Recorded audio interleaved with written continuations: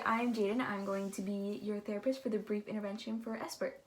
Can you tell me a little bit about yourself? My name is Rose. I'm 70 years old, and I was married for 45 years, but my husband passed away about 2 years ago now. I'm so sorry about that. I have 3 children and 5 wonderful grandchildren, and I'm a little upset I don't get to see them as much as I'd like to, but I know they're busy and they have lives of their own. And I've been drinking a little bit more than I used to, a bit more with my friends, a bit more on the weekend. So, yeah. Okay. Thank you for sharing with me about why you came here today.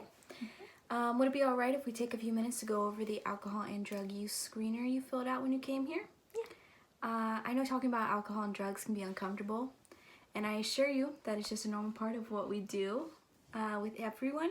Okay. But I do want to emphasize that everything we talk about here is confidential unless I feel that you're posing a danger to yourself or others. Is that all right? Yes, makes sense. Okay. Thank you. So let's review your results. So according to the results from the screener, you scored a 6 out of 10. Wow. Okay. For DAST, the alcohol use. Would you mind telling me a little bit more about your use? So I normally drink about 2 glasses a night, sometimes more with friends, and I drink about a bottle on the weekend. It varies, but I mostly just focus on wine. Okay. So, yeah.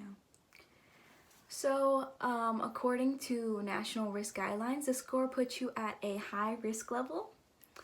What this means is that your use pattern is considered unhealthy and may pose a high risk to your overall health or well-being if the pattern continues.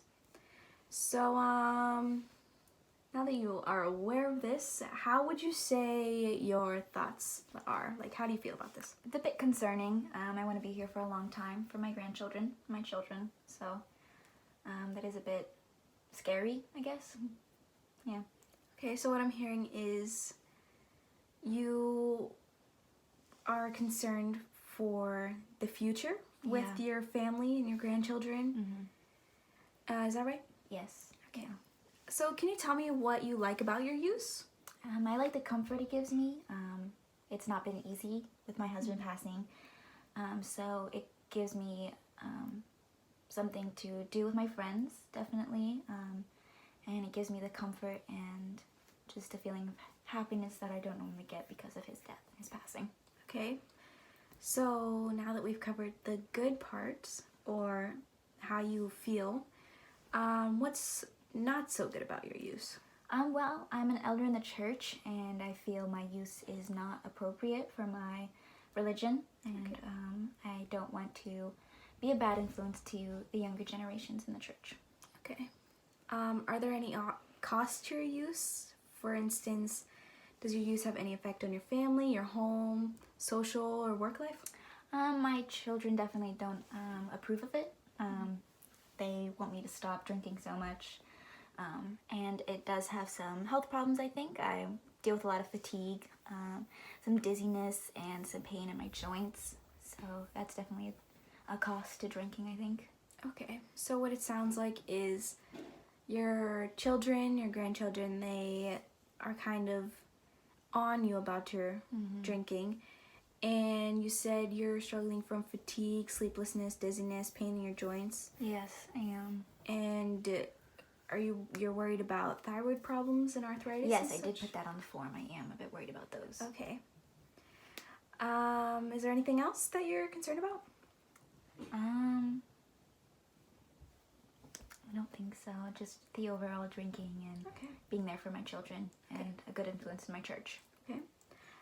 Does faith or spirituality play any role in this? Yes, definitely. I don't want to be a bad influence, like I said, to the children of the church and the younger generations. Okay. I want them to have a healthy influence and see what you can overcome in life. Okay. So based on what you've shared, where does this leave you? What might be some important reasons for you to consider reducing your use?